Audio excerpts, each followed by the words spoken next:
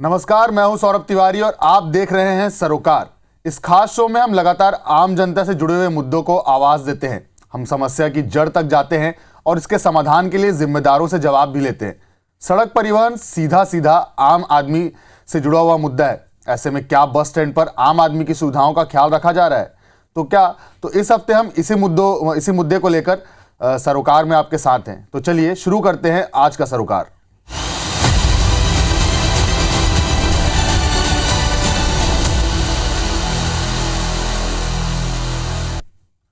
तो शुरुआत करते हैं दुर्ग शहर से। दुर्ग शहर के बस अड्डे के हालात बद से बदतर हैं। ये बस स्टैंड मानो सिर्फ बसों का पार्किंग स्पॉट है। बस स्टैंड वाली सुविधाओं की बात करें तो वो यहां से गायब हैं। देखिए हमारे संवाददाता आकाश राव की ये रिपोर्ट।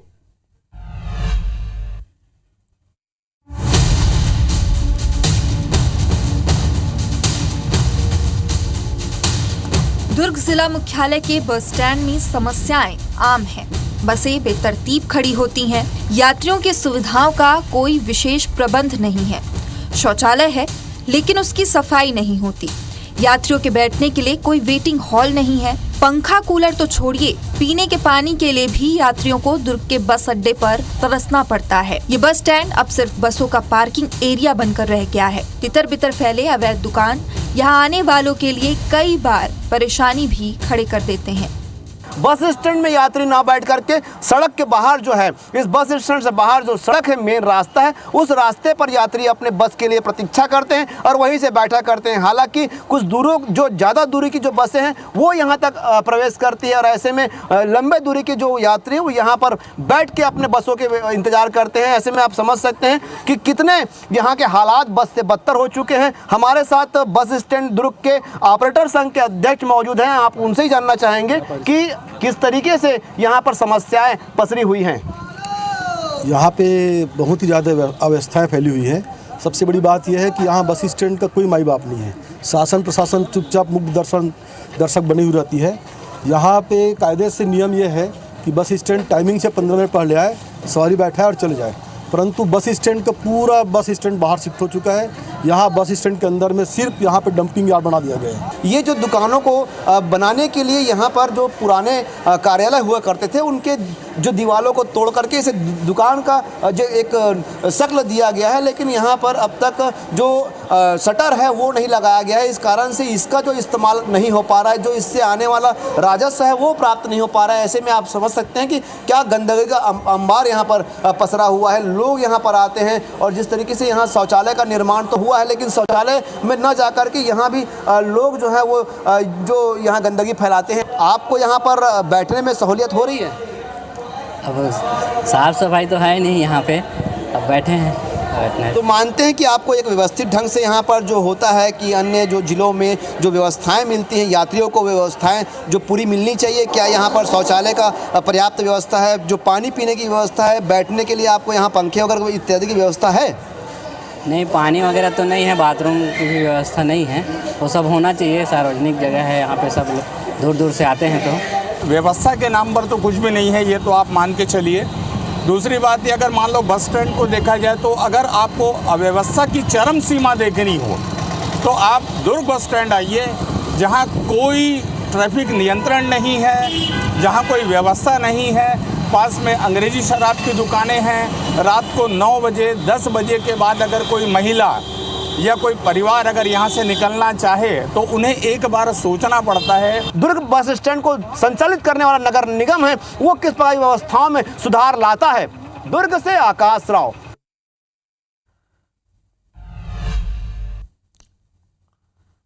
तो दुर्ग के बस स्टैंड की बदहाली आपने देखी। अब बात करते हैं न्यायधानी बिलासपुर की। न्यायधानी में बस स्टैंड के साथ कितना न्याय हो रहा है, ये जानने के लिए वैसे तो बिलासपुर में हाईटेक बस स्टैंड है, मगर ये स्थापना के सालों बाद भी बदहाली के आंसू बहा रहा है। बस स्टैंड में हाईटेक सुविधा तो दूर, मूलभूत सुविधाएं भी नहीं है। हालात ऐसे हैं कि हाईटेक बस स्टैंड अब बदहाल बस स्टैंड बन चुका है। आप भी देखिए बिलासपुर के हाईटेक बस स्टैंड की बदहाली पर पेश ये खास रिपोर्ट।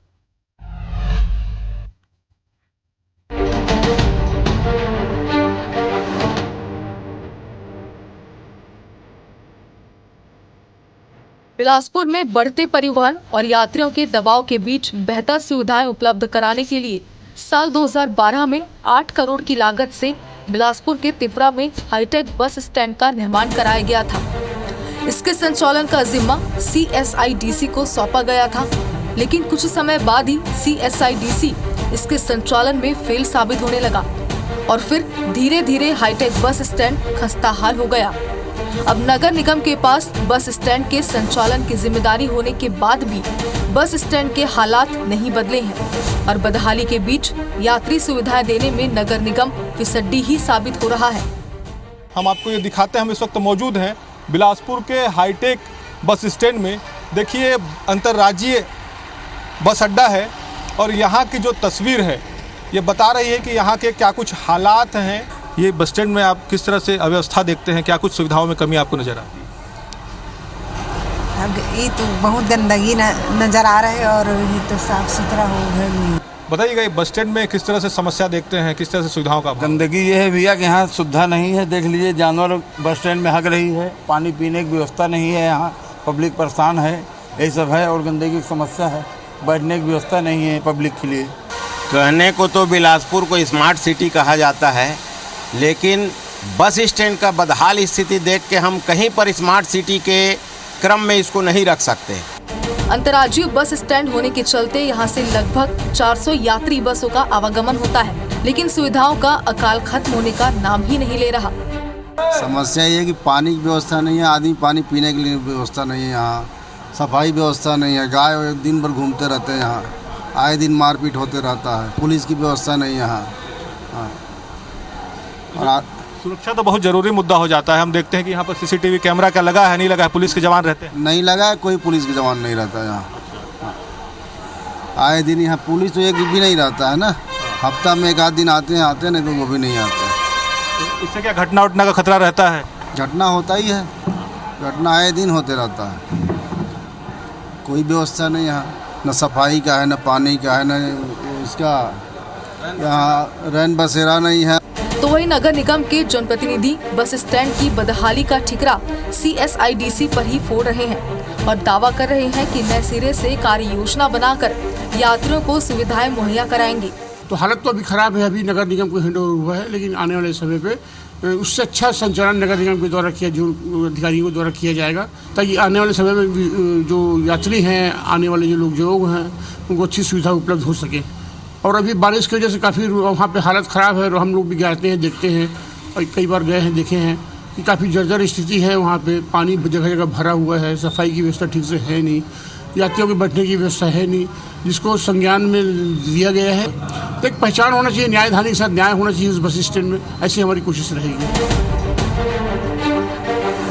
IBC 24 के लिए बिलासपुर से जितेंद्र थवैत की रिपोर्ट। वैसे तो कहने को ग्वालियर में अंतर्राज्यीय बस स्टैंड है, लेकिन यहाँ के हालात किसी लोकल बस स्टैंड से कम नहीं है। मध्य प्रदेश परिवहन राज्य निगम बंद होने के बाद से ये बस स्टैंड अब दुर्दशा का शिकार होने लगे हैं। देखिए ये रिपोर्ट।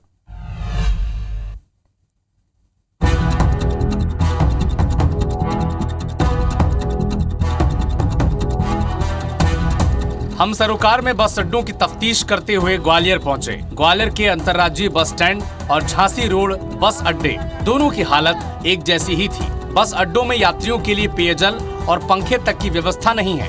साफ सफाई पर किसी का ध्यान नहीं है। यात्रियों के बैठने के लिए कुर्सियां तक नहीं है। जहां बस खड़ी होती है वहां मोटी काई है, कीचड़ जमा है। आज हम अपने सरोकार में ग्वालियर के जो बस स्टैंड है उनकी रियलिटी चेक कर रहे हैं कि किस तरह की सुविधाएं है। कोई सुविधा नहीं है। 60 रुपया लेते प्रतिदिन, 12 रुपया महीने लेते हैं। कोई सुविधा नहीं ना। यहाँ पानी सुविधा है, पानी बरसात में कंडीशन रहती है कि यहाँ निकलना मुश्किल पड़ जाता है। अब मुश्किल तो पूरी मुश्किल ही है। देख 10,000 कचरा में सब 10,000 पानी भरो फिर रहो, कोई न सुने, ना अधिकारी सुन रहा हो, ना नगर निगम सुन रहा हो, ना सरकार सुन रही, कोई न सुने। और भी दिखाते हैं कि किस तरह के जो हालात है यहाँ पर बने हुए हैं। और ये एक बस स्टैंड की नहीं है बल्कि ग्वालियर के जो 2 बस स्टैंड है उनके भी हालात इस तरह से है। तो बस स्टैंड पर सबसे ज्यादा जो परेशान होता है वो यात्री होता है। तो यात्री किस तरह से परेशान है, क्योंकि सफर जो करते हैं उनसे ही जानने की कोशिश करते हैं, समझने की कोशिश करते हैं कि बसों की क्या स्थिति है और लोग कितना परेशान होते हैं। ट्रैफिक कितना है, जगह होनी चाहिए थोड़ी रुकवे का है, जैसे सवारी आती है तो। सर बहुत परेशानी आती है क्योंकि बस वालों ने बहुत धुंधाई मचा रखी है। कैसे? सर पैसों के लूट मार में बहुत मतलब स्टूडेंटों से ज़्यादा पैसा लेने पर सर बहुत पैसा लिया जा रहा है। दिक्कत आती है, गड्ढे मड्डे में बैठना पड़ता है, ढाड़े पे उड़ना पड़ता है, कहाँ भीड़ पड़ती है तो परेशान होते हैं, कहाँ कुचल भी जाती है, बच्ची कर रही है। ग्वालियर से मध्य प्रदेश के अलग अलग राज्यों में जाने वाली बसें यहाँ से जाती हैं, लेकिन बस स्टैंड के हालात कैसे हैं आप समझिए। ये बसें लगी हुई है, अगर कोई यात्री जाएगा तो कैसे जाएगा, ये कीचड़ भरे है पूरा, और पूरे इस तरह के हालात है पूरे बस स्टैंड पर बने हुए हैं। चढ़ ही नहीं पाते हैं, यात्री पानी भरा रहता है। हाँ। तो क्या हालात आज से है या अभी हो गए हैं? पहले से ही हालात यही है इसकी। गंदगी पड़ी है यहाँ पे, कोई व्यवस्था नहीं है। अच्छा। हाँ, साफ सुथरा नहीं है, यहाँ गंदगी गंदी पड़ी है इधर उधर, सबको परेशानी है आने जाने में। टॉयलेट ऐसे ही पड़े हैं गंदे, कोई सफाई वफाई नहीं चल रही। सुधारी तो जरूर है। क्या लगती है स्थिति, क्या लगती है, क्या नजर आता है, क्या होना चाहिए? साफ सफाई तो बहुत जरूरी है सब, पानी व्यवस्था, लाइट वगैरह की व्यवस्था जरूरी होती है। इसके रखरखाव का जो जुम्मा है नगर निगम पे है, लेकिन नगर निगम उतना व्यवस्थित इन बस स्टैंडों को नहीं कर पा रहा है जिससे यहाँ पर सुविधाएं बेहतर हो सके। कैमरामैन राजकुमार कुशवाहा के साथ नासिर गौरी, IBC 24 ग्वालियर। ग्वालियर के बाद अब बात करते हैं महू की। तो महू में भी बस अड्डे की जो हालत है वो बेहाल है। गंदगी यहाँ चारों तरफ पसरी रहती है। यात्रियों के लिए सुविधाओं से लेकर सुरक्षा तक कोई भी इंतजाम नहीं है। देखिए रिपोर्ट।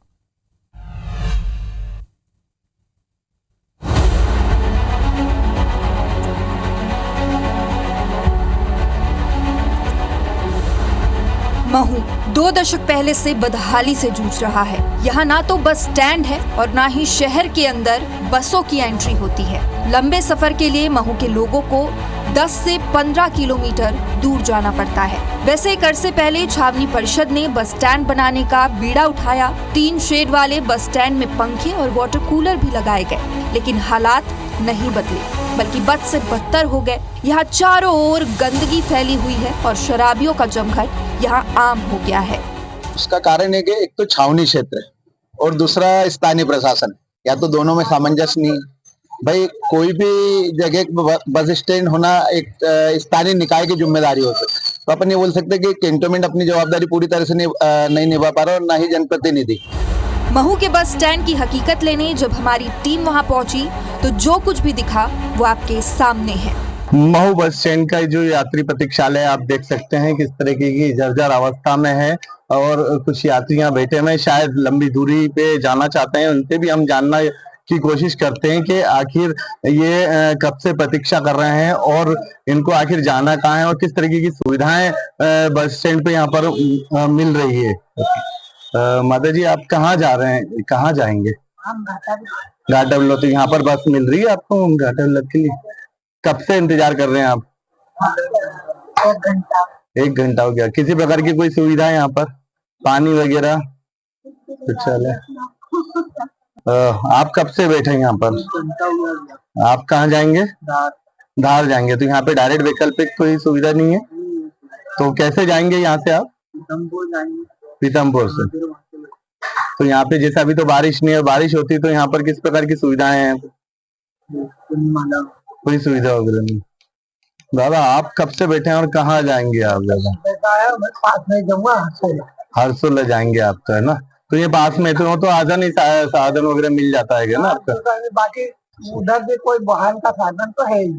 ये आप देख सकते हैं, ये जो यात्री प्रतीक्षालय है मेरे पीछे, यहाँ पर लगभग दारू का अड्डा बन चुका है। आप देख सकते हैं ये जो प्रतीक्षालय, यहाँ पर किस तरीके के दारू के जो बॉटल से वगैरह हैं ये पड़ी है। यहाँ पर अगर कोई महिला आके बैठती है तो किस तरीके से बैठेगी। मऊ नगरीय बस सेवाएं जो चलाई जाती है मऊ इंदौर के लिए, यहाँ से के कुछ गाड़ी मालिक भी हैं, आइए हम इनसे भी जानते हैं कि किस तरीके की सुविधा यहाँ पर होनी चाहिए। वगैरह बनना चाहिए। दूसरी बात, बारिश का समय चल रहा है, उसको लेते हुए प्रतीक्षालय में बैठक अच्छी होना चाहिए, और फिर यहाँ पानी की व्यवस्था होना चाहिए पीने के लिए। पीने के पानी की व्यवस्था नहीं है। बाहर के आओ है और एक प्लाव में वो भी कभी चलता कभी नहीं चलता। मध्य प्रदेश में यात्री प्रतीक्षालय में लोग बैठते हैं, गाड़ी का धुआं चलता है, दारू पीते हैं, लेडीज खड़ी रही है,